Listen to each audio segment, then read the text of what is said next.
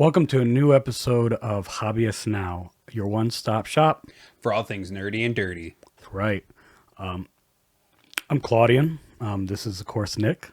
Don't forget to like or subscribe and share if you can, if you like what you see. Also, leave a comment. We really would love to hear from you. We're also on Spotify. The link is in the description. So we're going to start off the show with some news. Nick, what do you got for us? So as far as news related stuff, they actually just released a week ago now, a couple days ago, the trailer for the new Mario movie starring Chris Pratt as the voice of Mario and Bowser, who will be voiced by Jack Black. It looks okay. I don't know how I feel about it, considering they literally could have just used the voice of Mario. Right. But what about you, Claudian? What do you think? Well, as you stated, I think it's the voice thing that's going to be probably the most. I think people are going to have a backlash for. Jack Black, it didn't matter because Jack Black can make that character whatever he wants, but obviously the voice of Mario is very special. And as far as I recall, in the trailer, it was just Chris Pratt, and you're just kind of like, oh, where's that Italian plumber at, So that might be the only thing I see, but otherwise, it actually looks legit like Mario from the games. Just a real high resolution, high quality cutscene, which isn't a big issue. I think that's pretty dope, personally. We're going to move on to Hideo Kojima's new production company, Kojima Productions. As you know, they had launched their first game, which was Death Stranding. Phenomenal game. One of the biggest things for that game was the live action actors that they used. The guy from Norman Reedus, from The Walking Dead was centered in that game. Phenomenal game, as well as Guillermo del Toro and many other well-known people in media. Well, they just announced for their secret project. Nobody knows what's about yet. Their new star is going to be Ellie Fanning, who was in a lot of stuff. She's been in I Am Sam, The Great, Maleficence, The Beguiled, which was I actually had to look that up because I thought I heard about it. That was the one where the soldier comes across a house with three women. It looked like a good horror movie. I did not see it, but I remember seeing the trailers for that one. But yeah, so it should be exciting to see what they're gonna do. I personally like everything they've been doing so far. So, and I hope good things for that company. So Also, last episode we had spoken about this briefly about the McDonald's and their adult Big Macs. Well, this came straight from Twitter. I'm sorry, Reddit. It came straight from Reddit under a title, New Adult Happy Meals Are Killing Me.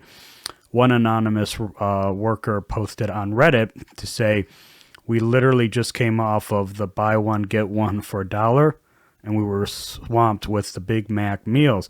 Now with this, we have to literally stockpile them to survive a rush. I hate it. I mean, I'm not surprised. Even where I work, they ordered 3 or 4 at a time, and I worked at McDonald's at one point. Same as here. most of us have, I think. And these sandwiches take a minute to make, and then they're using 2 patties, so pretty much one set is that one thing you just did. Because I think you can only put 6 under each plate, 6 or 8, but either way, you're pretty much using a whole thing, like a whole row each time you make one of these. Because they would always be double stacked. Yeah. In these yellow bins that we would put them in. Then they go in heaters. The heating trays. Yeah. But yeah, I'll let you get back to your news. Also, Crunchyroll. If anybody who has it, they can go now and watch Takasaki Fujimoto's Chainsaw Man, which was a celebrated manga. Of course, Fujimoto's from Attack on Titan, for those who didn't know. So I'm actually looking forward to seeing that. I didn't see that it was posted, but I just haven't had a chance to watch it yet. I watched the first episode. It's pretty good. Oh, how's the animation like? It's really good. Okay. Very, very good. Okay. I mean, it's not my cup of tea, but Yeah. I watched the first episode. Just It to looked see. pretty true to the actual like art style Yeah, it's very of the it's very manga. well So, done. and then Nick, we're gonna move it back to you. What do you got? So God of War Ragnarok actually has been set to release November 9th, which Okay. that will be interesting. I haven't played a God of War game since 3. Yeah, since 3. 3 was the last one I played, so it'll be interesting to see where they go with this one. So I don't know much about Atreus or any of the storyline that's going on currently. So Yeah. it'll be interesting to see. Moving on from that, we'll actually be moving on to my favorite topic Yes. in our entire thing, figures. So they'll be releasing all of these in November of this year. The Nenroid Boji, he's one of the smaller figures with the multiple faces, hands, and he comes with that little puddle guy. I can't remember what his name is at this time, but he'll cost $41 US, 42 euros, 64 Australian, and 56 Canadian. So he'll be pretty well priced. Then they have a Jujutsu Kaisen Figma Gojo, Satoru Gojo. He will cost $48 US, 49 euros, 76 Australian, and 67 Canadian. He's very good looking figure. He'll be over here on the side. Moving on from him, we will move over to another actual figure, one from that Jujutsu Kaisen, Kusagi Nobara. She'll be over here as well. She'll run you about 53 US, 54 euro, 83 Australian, 73 Canadian. And then for our last figure, this one's pretty cool. Claudian probably liked this one quite a bit. An Alien Nenroid. Yeah. He'll run you about 59 US, 60 euro, about 92 Australian, and 81 Canadian. Claudian, back to you. Yeah. So, got unfortunately, some somewhat disappointing news. For those that were looking into playing Overwatch 2, reports have basically come out that essentially it has a pay to win mechanic now, with its heroes being unlocked behind a paywall, unlike the old game where you were able to just get them from the get-go and you only paid for cosmetics. Now you actually have to put in the dough for actual characters, which I think is a big stinker in my opinion. But have you had a chance to even play Overwatch? I did play it. I don't know how these were kind of true. However, I would say they need to work on their net code. It is not very good. Games drop constantly. Lots of issues. That's that Battle.net system. Battle.net or whatever. Yeah. It's not great. I'll say that for sure, because I think it's it's not on Epic. It's on Battle.net, I think. Yeah, because wasn't there an issue of even like the initial startup where people were just not even able to get in? Yeah, no, the game crashes constantly, or it takes forever to get in. I don't know if everyone's having that problem, but I definitely was. Okay. So now we're going to go to our main topic, and that is, for those who've been watching, that is seeing our table here, we have Evil Dead. So we are going to talk about the Evil Dead franchise. So Evil Dead, it's kind of special to us. It's more than I think anything else so far we've talked about, only because we are from Michigan, and the creators of Evil Dead, including the actors and everything from the original Evil Dead, are all from, Michigan. So it was basically a Michigan project altogether. For those who are watching, in fact, we have really cool like figures here. I got another one right here as well by NECA. They come in these. They're very they open up like so. Like look at that. Like real dope. Like so there's a lot of stuff that this franchise has that you may not be aware of. They have video games. They have obviously the films, all sorts of versions of the films, Board games. board games. They got like replicas of the Necronomicon Mortis, the Book of the Dead. It's a very vibrant franchise. It's maybe not so mainstream at the moment. I think with the new game that just came out, we'll probably be seeing more Evil Dead, depending on that success. But yeah, so we're gonna move it to you, Nick, to start it. Speaking of video games, So this actually had quite a bit of video games. I mean, there is the Evil Dead, which was released in 1984 for the Commodore 64 and the ZX Spectrum. For those who aren't aware of what those are, I will actually post a picture off to the side so you can see. Evil Dead Hail to the King, which came out in 2000 for the PlayStation, Dreamcast, and PC. Evil Dead: A Fistful of Boomstick, which came out in 2003 for PlayStation 2 and Xbox. Evil Dead Pinball, which was in 2003 for mobile. Evil Dead Regeneration in 2005 for PlayStation 2, Xbox, and PC. Army of Darkness Defense 2011 for iOS and Android. Evil Dead the Game 2011 for iOS. Evil Dead Endless Nightmare 2016 iOS and Android. Evil Dead Virtual Nightmare 2018 for the Oculus Go. Evil Dead the Game 2022, which was a more recent one for PlayStation 4, 5, Xbox Series X, Xbox One, Nintendo Switch, and PC. So all current gen consoles and the prior.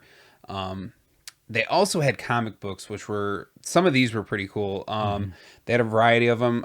Some more of the more well-known ones were the crossovers, which I know crossovers, right? That kind of messed me up a little bit. yeah, a lot with Marvel. Yeah. So they had the Marvel Zombies, Darkman, Freddy Krueger and Jason, Xena, Danger Girl, and the weirdest one, Barack Obama.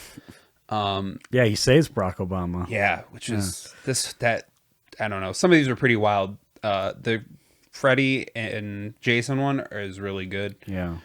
Actually, did you know the original film of Freddy vs. Jason was actually supposed to involve him as well? I did not know that. Yeah, it was licensing issues. They couldn't get him, so they ended up doing the comic That would book. have been very interesting, actually. You know, Darkman also was the film that was also directed by Sam Raimi as well. Oh, yeah. So, Evil Dead director, another AP. Dark Horse Comics also had a mini adaptation of the Army of Darkness comic. So there's some of the merchandise and stuff. Claudian. Yeah, so we're actually going to go off from, we talked about figures, some of the media, but we haven't talked about musicals, have we? No. And apparently Evil Dead has some. So a production team by George Reinblatt, Christopher Bond, and Frank Capella created an off-Broadway show titled Evil Dead the Musical, based on the film series. Its New York run was directed by Bond and Hilton Battle, who also choreographed the show. Ryan Ward played the part as Ash, tying in with the midnight movie plot of a group of friends visiting a wooded cabin and unleashing untold evil. Performances did not even start until 11 p.m. on Fridays and Saturdays. Previews for the show began October 1st, and the show opened November 1st at the New World Stages. It was announced on January 31st, 2007, that the Evil Dead the Musical New York production at the New World Stage would close on February 17th, 2007. Toronto producers announced a new Toronto production of the show, also starring Ryan Ward as the at the Diesel Playhouse. The new production started its running May 1st to September 8th of 2007. It won the Dora Audience Choice Awards and praised by the Toronto Star. In 2017, the English comedian Rob Kemp created and performed the stage show The Elvis Dead, a retelling of Evil Dead 2 in the style of Elvis Presley. So now we're going to get to the big meat and potatoes of Evil Dead, and that is the films. So the first film, which was released in 1981, which was shot in Morrison, Tennessee, mostly on an actual legit cabin.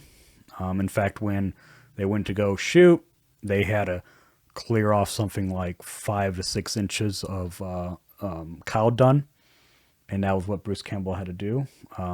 So talk about a real clean floor. That was just the beginning of all their troubles, which you'll all find out. So the cabin, again, was located in the forest outside of a small town of Morristown in Tennessee. The cabin used as the film set was also a lodging for the 13 crew member, including the actors, with several people sleeping in the same room. Living conditions were terrible, and the crew frequently argued. The cabin didn't even have plumbing, so the actors went days without showering, which sounds like that's like my nightmare, and fell ill frequently in the freezing weather.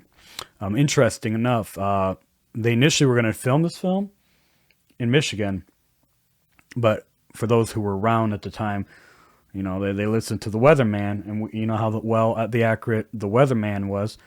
They said that Michigan was going to have the coldest weather ever, so they were like, okay, well, shoot. We can't shoot it here. It's just going to be misery. We got to shoot somewhere else. So they ended up actually finding that location. Well, the reverse happened. Michigan actually had the nicest winter ever, like real mild weather.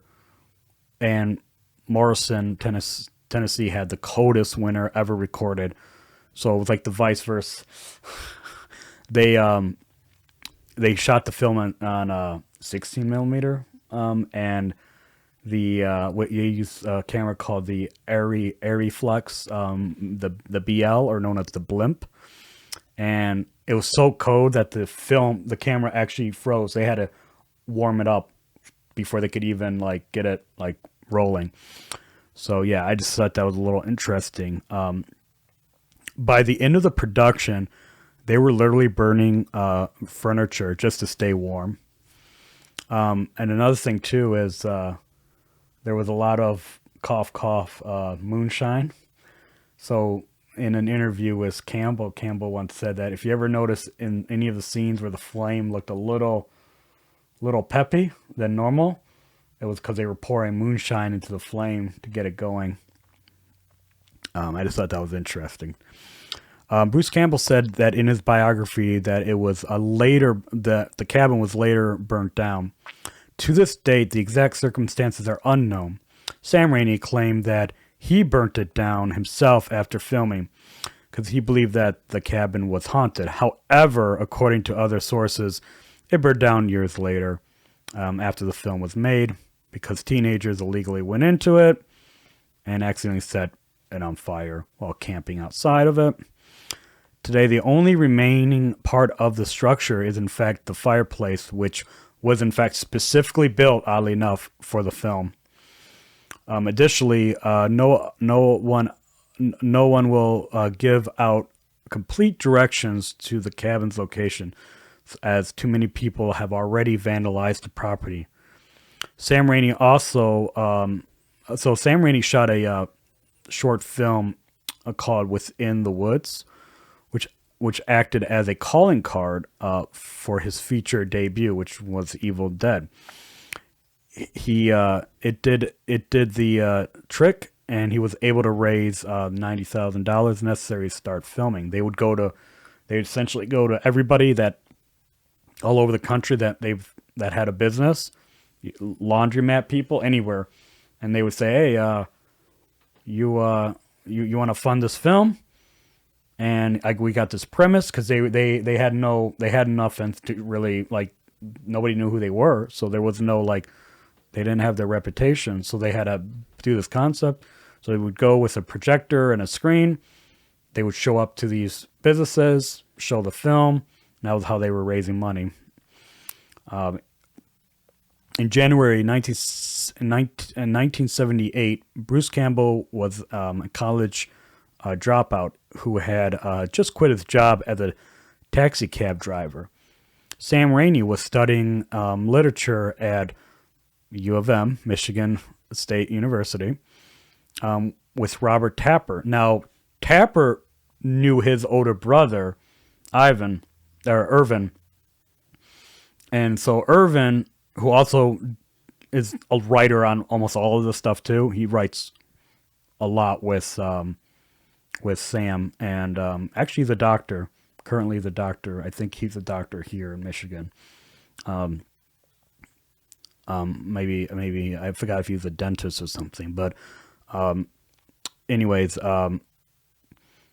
so with Robert Tapper, who was finishing his economics degree, while putting the finishing touches on another short film they worked on called It's Murder, Tapper suggested doing a feature-length film to Raimi. Raimi felt it impossible, stating that they could never acquire the funding. Campbell declared, "I could always go back home."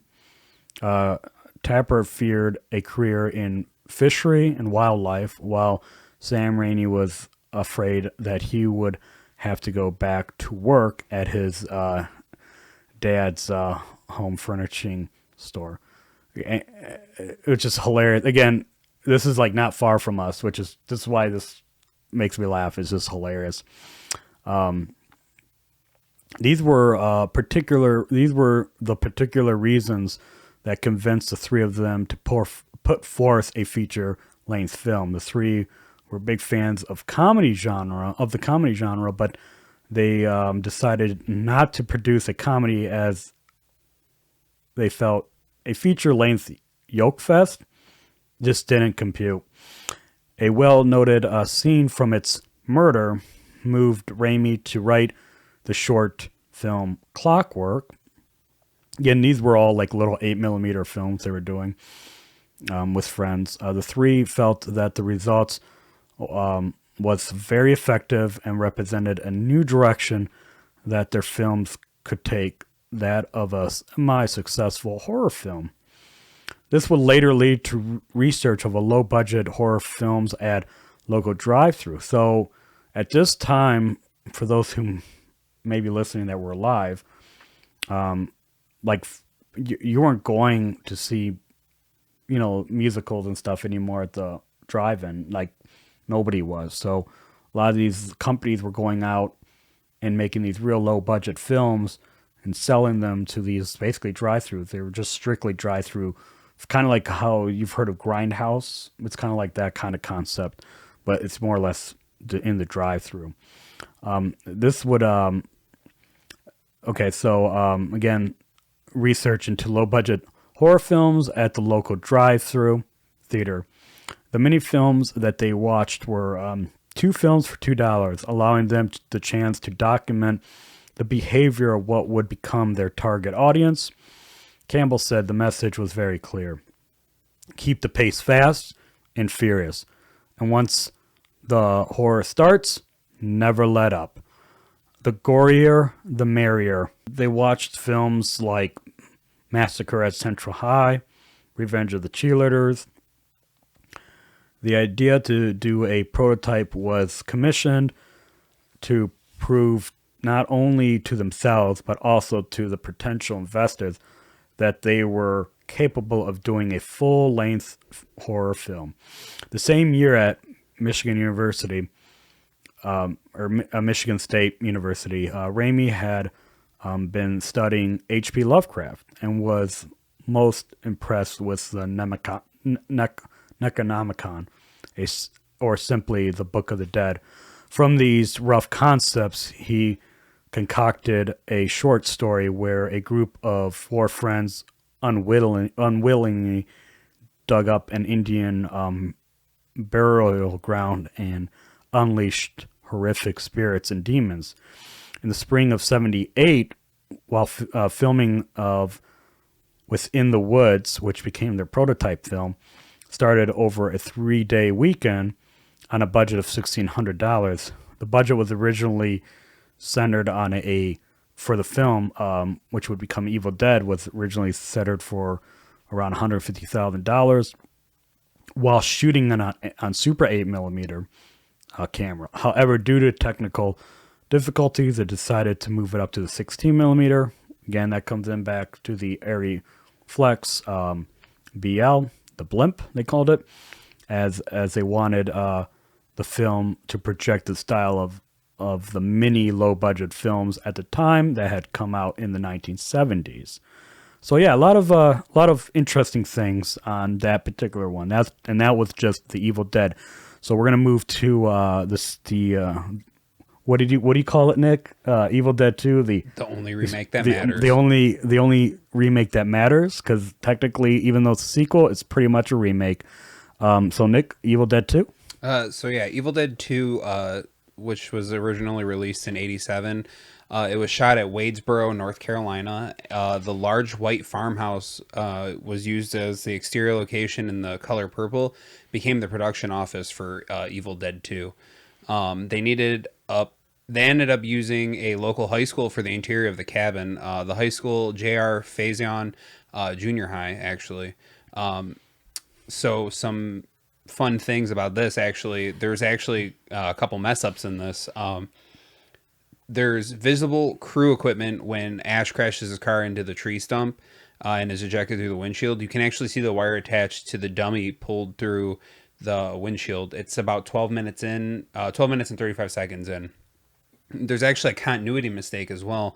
When Ash is crawling through the cellar, he finds some pages and he holds on in his right hand. The only problem with that is he had previously cut off his right hand and had attached a chainsaw to it. So they actually ended up flipping it so he'd appear to be crawling on the right side, or in the right direction. That's about an hour and 6 minutes in. The person wearing the Henrietta costume in Sam Raimi's is actually Sam Raimi's brother, Ted Raimi. Ted Raimi can also be seen in Army of Darkness as the S-Mart clerk in the U.S. ending, and in Ash's pep talk when he fights the army of the dead. There's also a fun little Easter egg in there. Freddy Krueger's glove can actually be seen at the very top of the door when he walks into the cellar to kill Linda. And one more thing, the contacts for the Deadites actually made the filming of this incredibly hard because it blinded the people entirely. So yeah, same contacts were used in the original film, and they had the same issue. So anytime you saw them in the Deadite form, the actors, they were entirely blind. Yeah, they could not see. Do a bunch of reshoots and stuff due to that. So yeah, that would be super fun. After Crime Wave was released to critical and audience disinterest, Raimi and his partners at Renaissance Pictures producer Robert Tappert and co-actor Bruce Campbell took Irvine Shapiro up on his sequel offer, knowing that another flop would further stall their already lagging careers. Development of Evil Dead 2 initially began in collaboration with Embassy Pictures, which had co-financed and distributed Crime Wave, but the filmmakers eventually felt that they were being stalled after 5 months of pre-production work and began conducting interviews with prospective crew members and cast members. Around the time, producer Dino De Laurentiis, the owner of production company De Laurentiis Entertainment Group, asked Raimi if he would be interested in directing an adaptation of the Stephen King novel Thinner. Raimi turned down that offer, but De Laurentiis remained in touch with the young filmmaker. The Thinner adaptation was part of a deal between De Laurentiis and King to produce several adaptations of King's successful horror novels and short stories.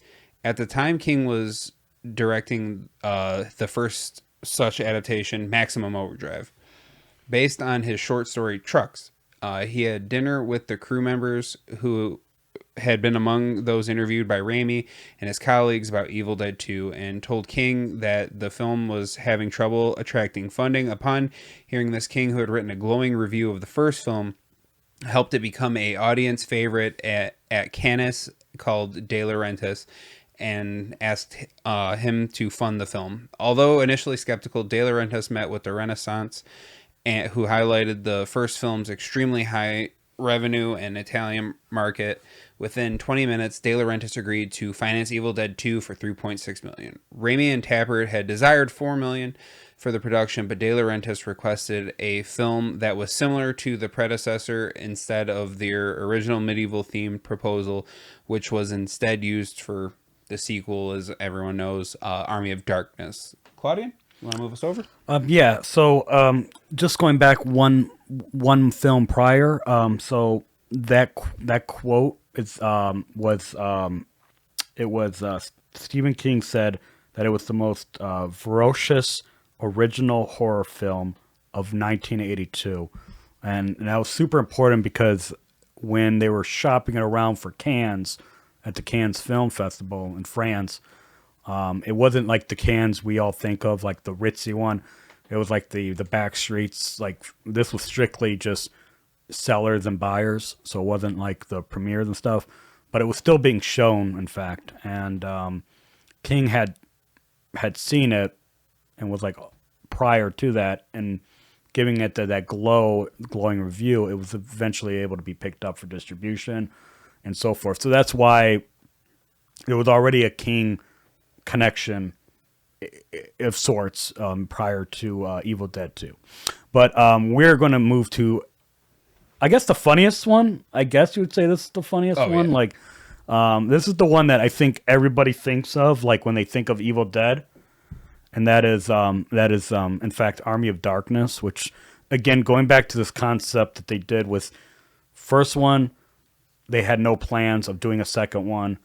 Then they did a second one with even though they still had a plan of doing a third one, but they really didn't. But then they did it. So there was kind of this weird. So they're still kind of like separate movies, even though they're together. If that makes sense. So we're going to talk about the Army of Darkness. So a little fun fact: in the part where Ash gets sucked into the portal, and you can actually see the wires hanging from the Oldsmobile as it's falling down in the scene where he falls back on the ground in 1300s AD. I just thought that was funny. They actually removed it. Just rewatched Army of Darkness in 4K, and they actually ended up removing that digitally. But if you find an older copy of that film, I know 100% it's in there because I remember vividly seeing the cable. You just seen that too, right? Yeah, and the one I got from Amazon. It still shows that. Yeah. So, but these they have done quote unquote digital removal. When Ash opens up his another fun fact: when Ash opens up his trunk to get some of the useful items, this is right when they find out the army's coming, and the guy literally takes a horse and just rides it back in the castle, and they open up the trunk. There's a Fangoria magazine, and the cover is for, in fact, Army of Darkness. Another interesting fact about Fangoria is Eli Roth claims that he sort of was aware of Evil Dead from Fangoria as well. So that's interesting. There's a sort of Fangoria kind of connection there. Contrary to popular belief, the item we see in Ash's car, the Fangoria magazine, the Coca-Cola bottle, etc., are in fact not product placement. Sam Raimi actually had all the stuff in the trunk when the car was bought and for the filming, and never bothered to clean it out. Ash speaks the words Klaatu Vata Nakutu, which this is actually paying homage to a film called The Day the Earth Stood Still. The words in that were the Klaatu Barba Nektu, only slightly different. They are spoken by one of the humans at the request of Klaatu to Gort, the Klaatu's robot. Plans to make a third Evil Dead film had been circulating for a number of years, even prior to the production of Darkman. Evil Dead 2 made enough money initially that Dino De Laurentiis was willing to finance a sequel. Director and scriptwriter Sam Raimi drew from a variety of sources, including literature with a Connecticut Yankee in King Arthur's Court, Jonathan Swift's Gulliver's Travels, and films like Seventh Voyage of Sinbad, Jason the Argonauts, and The Three Stooges, and Conan the Barbarian. Evil Dead 2, according to Bruce Campbell, was originally designed to go back into the past to 1300s, but we couldn't muster it all at the time, so we decided to make it a interim version, not knowing if the 1300 story would ever get made. Promotional drawings were created and published in Variety during the casting process before the budget was deemed too little for the plot. The working title for the project was Medieval Dead, before it was later known as Evil Dead 3, Army of Darkness. The title Army of Darkness came to the idea of Ivan Shapiro during the production of Evil Dead 2.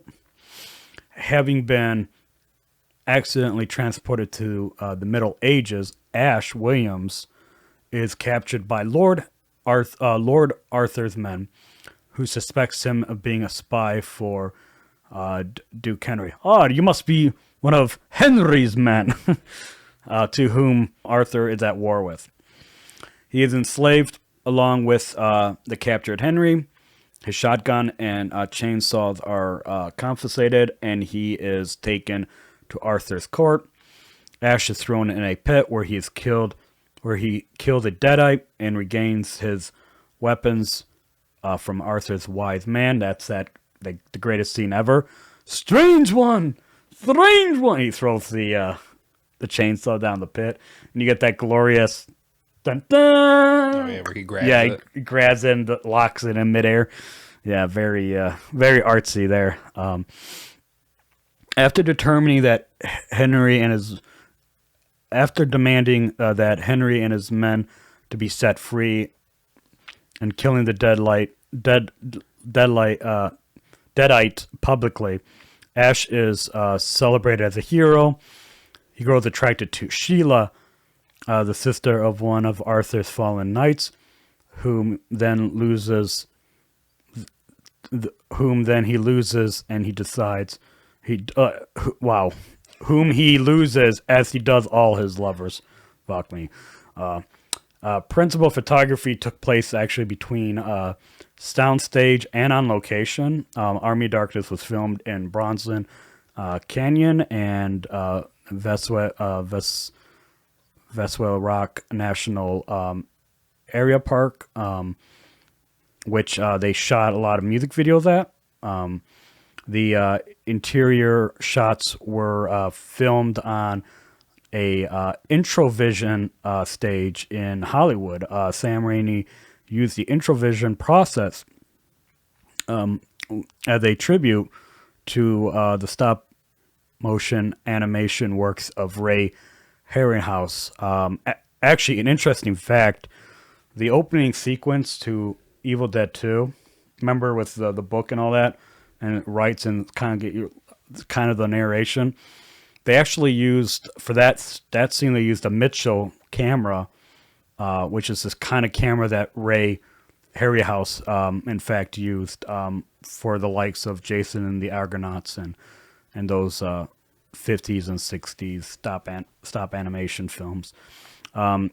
Shooting began in mid 1991 and it lasted for about 100 days. It was a mid-summer shoot, and while on location on a huge castle set that was built near Arcton, California, on the edge of the Mojave Desert, the cast and crew endured a very hot conditions during the day and very cold temperatures at night. Most of the film took place at night, and the filmmakers shot most of the film during the summer when the days were the longest and the nights were the shortest. It would take an hour and a half to light an area, leaving the filmmakers only 6 hours left to shoot a scene, which is much of a big difference from the original Evil Dead. They didn't have a cinematographer. So it was literally just like, oh, well, I can set up lights. I'll just do that, because somebody had to. They just brought lights that nobody to actually do it. So I guess that's a decent problem to have. Money problems force cinematographer Bill Pope to shoot only for certain hours, Mondays through Fridays, because he could not be paid his standard fee.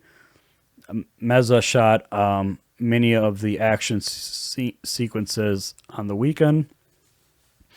The filmmaker initially intended to reshoot the shot from Evil Dead 2, in which Ash and the Oldsmobile falls from the sky onto the ground of the medieval England, with Bruce Campbell later stating that the reason they sought to reshoot it rather than reusing the footage from the previous film was due to, again, this happened a lot with this film, rights issues. A lot of times what happened was they would make the film, then the production would get bought up because they wanted to distribute it. So now they didn't own it. And then the same thing happened with Evil Dead 2, where they wanted to use stuff from Evil Dead, but they couldn't because of, again, rights. So then they had to go and make up stuff to change things. And then again, a third time. This happened numerous times with this.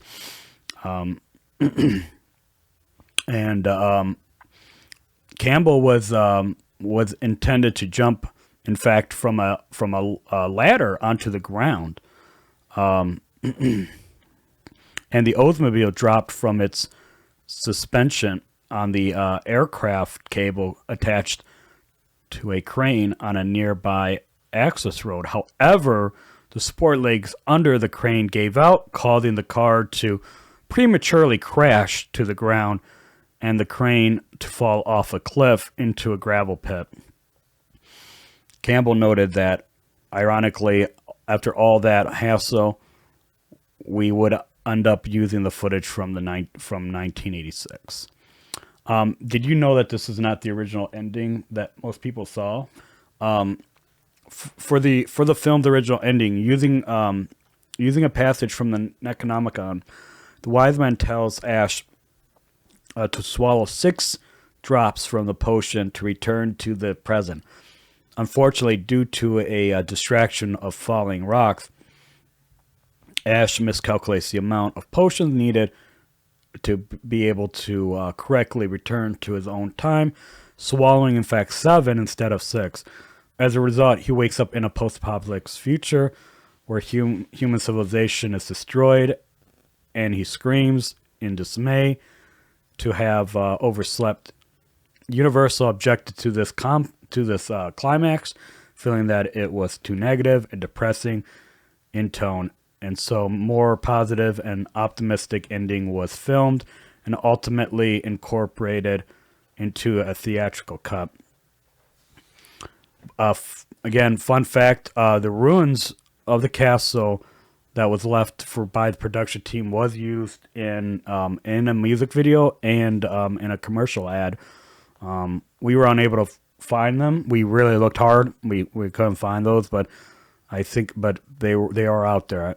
So Nick, we're gonna move to your favorite one, right? Oh yeah, the Evil Dead remake, which was actually released in 2013.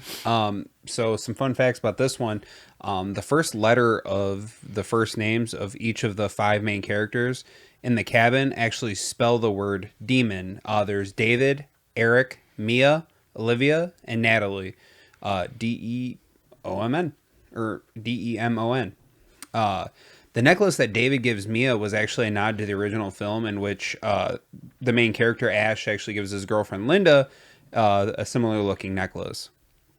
The car and Mia is sitting on in the back of the cabin is actually an Oldsmobile Delta 88. Sam Raimi, the director of the original Evil Dead, owned one and put it on in almost every movie. Evil Dead, Spider-Man, Darkman. There's one in Darkman. Yeah. the book says that, so this is kind of more of a mess up rather than like a fact, but the book actually says that the demon has to devour 5 souls in order for the abomination to return, but it only gets 4 since David actually ends up saving Mia. When Mia tries to escape the station wagon, there is the sound of tires squealing on asphalt. As considering they're on mud, that sound doesn't quite make sense. I mean, it's little things, but I mean, they make different noises. They do. Fede Alvarez and Rodo Segues co-wrote the script, which was doctored by Diablo Cody in an effort to Americanize the dialogue, since English was not the writer's first language. The film was produced by Raimi Campbell and Robert G. Tappert, who are the producers of the original trilogy. Raimi and Campbell had actually planned for the remake for years, but in 2009, Campbell stated the proposed remake was going nowhere and had fizzled due to extreme negativity from the fans' reaction. However, in 2011, Campbell stated that in an Ask Me Anything interview, of course on Reddit. We are making Evil Dead. The script is awesome. It's gonna kick ass. You have my word. The film was officially announced that July. The film actually opens in 2008 with a teenage girl running through the woods until she is caught by 2 pursuing hillbillies, subdued with a sack over her head. She awakes to find herself tied up in a fruit cellar in a remote cabin where an old woman is reciting incantations from a strange book. The girl pleads with her father, Harold, to release her. After he refuses, she reveals her possession by demonic spirit and threatens to kill him. Harold sets her on fire and ends up shooting her in the head. 3 years later, in 2011, David and his girlfriend Natalie arrive at the cabin with their dog, Grandpa, where they meet his estranged younger sister, Mia, and her friends, Eric, and high school teacher, and Olivia, a nurse. The group plans to stay in the cabin while Mia overcomes her heroin addiction. Mia begins having serious withdrawal symptoms and complains of a overwhelming scent, which the others somehow ignore. David discovers that the cabin cellar is littered with rotting animal corpses, a worn double-barrel shotgun, and a book called the Natrum de Monto. So they actually end up changing the name of the book in this from the Necronomicon. The film continues, and pretty much as the others do, everyone dies and all that fun stuff. So it's almost exactly. They did Grandpa dirty. Yeah, that too. This is probably my least favorite of the films, but Claudian, let's move on to you.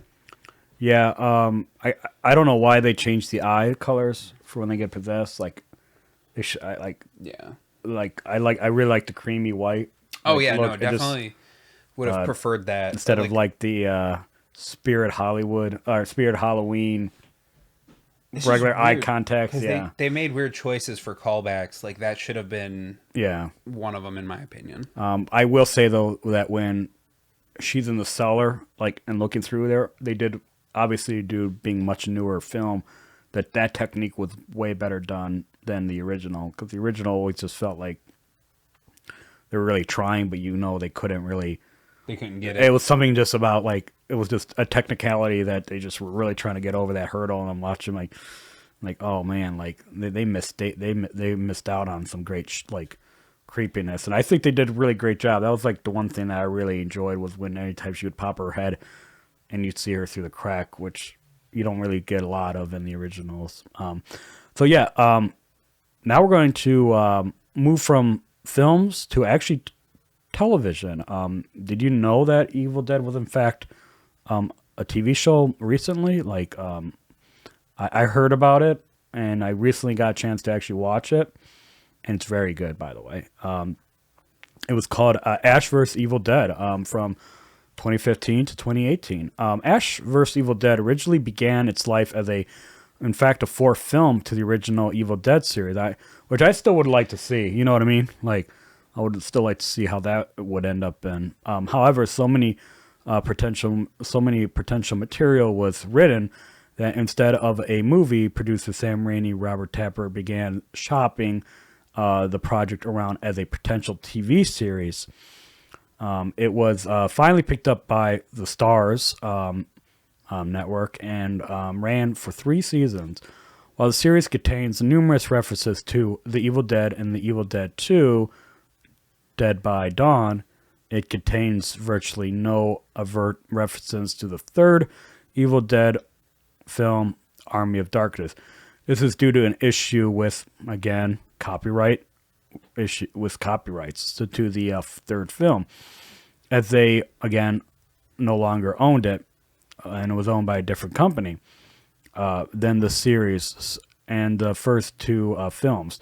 The only reference made to the Army of Darkness is that he was sent back in time before, because they go back in time in the show as well. The Evil Dead actress Ellen Sandwich reprised her role as Cheryl in an episode, making her the only original film series actor other than Bruce Campbell to return, and of course Ted Raimi, who's in everything, to return for the series. I think Ted's like in everything that Sam Raimi ever does.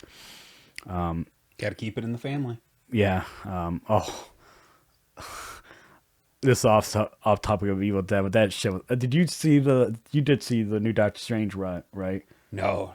Oh, there's a hilarious Bruce Campbell, because that was also directed by Sam Raimi as well, the new Doctor Strange, and that shit it was hilarious. We're gonna have to look that up. Yeah, just Google that scene with Bruce Campbell. So 3 seasons, 30 episodes. Writing for the medium presented a new challenge for Sam, as he had tried to make the series accessible to new viewers, as well as creating new characters to bounce off of. The project was first officially released by Raimi at a surprise appearance at 2014 San Diego Comic-Con. That November, Starz announced that they officially put the order in for the series. Campbell said the channel was the only network that would give them the ability to be unrated and unrestricted. Campbell has stated that Starz does not require the crew to create alternative, wimpy versions for television. The pilot episode of the series was written by Sam Raimi, who also directed it, Ivan Raimi, his older brother, and Tom Spelsley. In February 2015, original film series producer Robert Tapper returned to produce, along with Raimi, Campbell, and Craig DeGorio, Ray Santage, and Donna Lorenzo were cast in the lead roles as Pablo, Kelly, and Jill. Was also cast as Amanda Fisher, a Michigan State Trooper. In March 2015, Lucy Lawless was cast as Ruby, a mysterious figure who's on a quest to stop the evil outbreak and believes that Ash is the one who's the cause of it.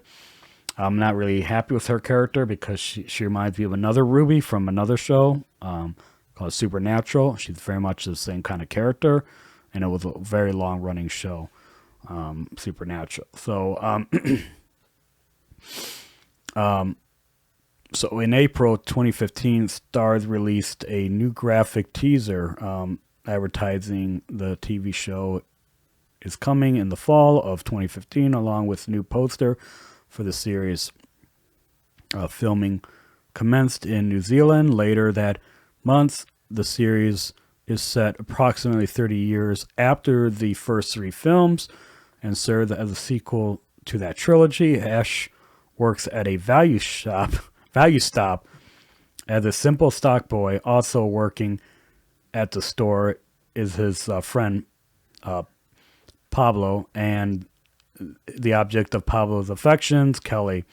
Ash has seemingly done very little with his life since returning from 1300s at the end of the Army of Darkness, and in the beginning of the series sees him living in a trailer and drinking alone in the bars.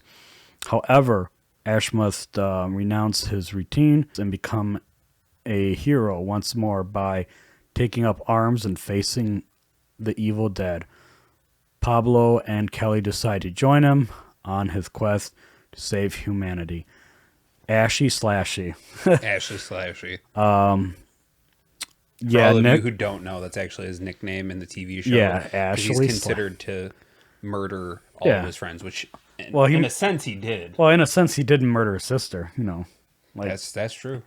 yeah, Ashley Slashy. But moving on from that, actually, so I don't know how many people actually know this, but there is a supposed release date for a new Evil Dead movie called Evil Dead Rise, which is supposed to be released in of 23.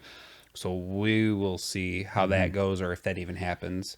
In the fifth Evil Dead film, the road weary Beth pays an overdue visit to her older sister Ellie, who is raising 3 kids on her own in a cramped LA apartment. The sisters' reunion is cut short by the discovery of a mysterious book in the bowels of Ellie's building, giving rise to flesh-possessing demons and thrusting Beth into a primal battle for survival. She is facing the most nightmarish version of motherhood imaginable. This is supposed to be a Warner Bros. Picture film, so it should be good. I mean, they usually do pretty well. So Yeah, Warner Brothers is. I'm usually glad to see their logo, but attached to it. So, but we'll see. Only time will tell with this. At a WonderCon panel in March of 2013, Bruce Campbell and Alvarez stated that their ultimate plan was for Alvarez's Evil Dead 2 and Raimi's Army of Darkness 2 to be followed by a 7th film, which would actually merge the narratives of Ash Williams from the original series and Mia Allen from the remake. So I think that premise would actually be quite interesting. I mean, I absolutely adore Bruce Campbell. He's probably one of my favorite people. I would love at some point to be able to actually meet him. 100%, yeah. Oh, yeah. So the actors and actresses that are actually going to be in this film have already been chosen for the most part. There's Alyssa Sutherland as Ellie. She was actually in Law and Order Special Victims Unit. In 2019, she played Sadie Parker in the episode Plastic.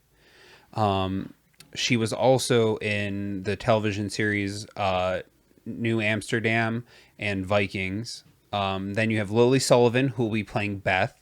In 2017, she played in the movie Jungle. She was Amy.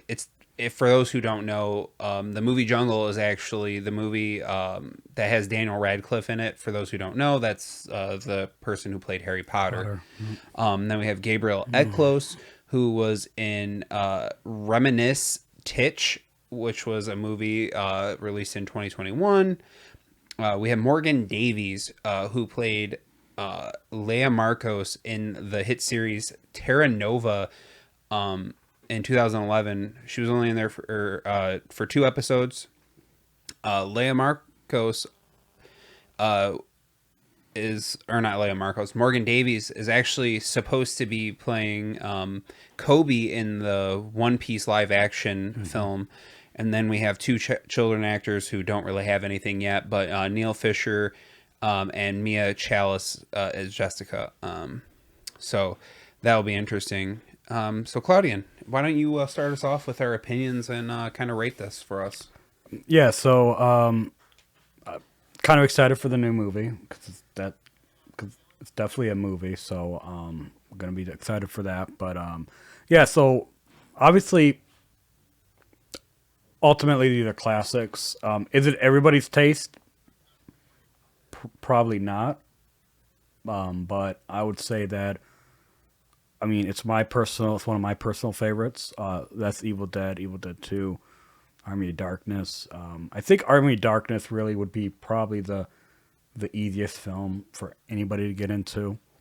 They just kind of like minorly like horror movies. Yeah. Like it's not really that horrifying or anything. It's kind of goofy. Even Evil Dead Two is pretty goofy. But they do the jump scares, but they actually do legit jump scares. Not they don't do the music shit like where you see in a lot of movies now. They actually do like it's just startling some of the stuff, but I didn't find it that way. But people that may be more sensitive, so yeah, awesome thing. I would rate probably across the board because I think for the most part they're like at least a 9, except for the remake, which was very okay in my opinion. I wasn't a fan of the remake. That was kind of meh. I'd give it at least like the remake maybe like 7.5 if that's it's like wasn't terrible or anything, but it's very different Oh yeah, from these. So much more serious. and the show's phenomenal. Watch it. It's like on everything. It's on Hulu, and if you have Hulu with stars, And I mean, it's it's like on there. $30 to get the entire series. Yeah, it's not expensive. It's a and dollar an episode. Each people. episode's like 30 minutes, so it's not even like a long watch either. So, but yeah, truly love this. Always love what they're gonna like. Always kind of curious what they're gonna do next. So, Nick, your thoughts? So for the original series, I kind of grouped them in together because essentially one and two. One is not initially their dream. Two was supposed to be their dream with their budget. That one I didn't care for as much as I do two, or the Army of Darkness film, but I would still give it a solid 8. They're fantastic films. I love the slapstick comedy, all that stuff. So yeah, that and then Army of Darkness, I absolutely love that film. I could rewatch that film. Like I actually did watch it quite a few times, just to catch like weird things and things that they might have missed. But a lot of the stuff for the new Blu-ray versions have all been actually edited out and fixed, like you said, digitally. That cable's still in mine though. Yeah, Yeah, that cable you can still see it. But that one I give easily a 9. Absolutely love it. Like I said, I can rewatch it as many times. It doesn't. I love it. I love it. I wish they would have did more with it, or like a TV series around that time. And then the TV series itself, I've rewatched that like 4 times. This will be the 4th time I finished it. It does end on a cliffhanger, pretty big one. However, it's a phenomenal film, or a phenomenal TV series, worth the watch. They've tried to be very faithful to the whole series. Lots of callbacks. They try not to change too many things, so very faithful. If you ever get a chance, I mean, again, I paid all together for the first 2 films, Army of Darkness and the TV series. I think I paid $50, and that's nothing. Not for literally everything, but I give that one a 9.5. It was fantastic. but yeah, that was our Evil Dead. I hope you find everything that we have talked about at least interesting, informative. We try to be. Again, we'd love to hear from you. Again, thank you for sticking around to the end. Again, please like, comment, subscribe. Don't forget to click that little bell for notifications. And Yeah, and follow us on Spotify if you haven't already. And thanks again. yeah, Bye. bye.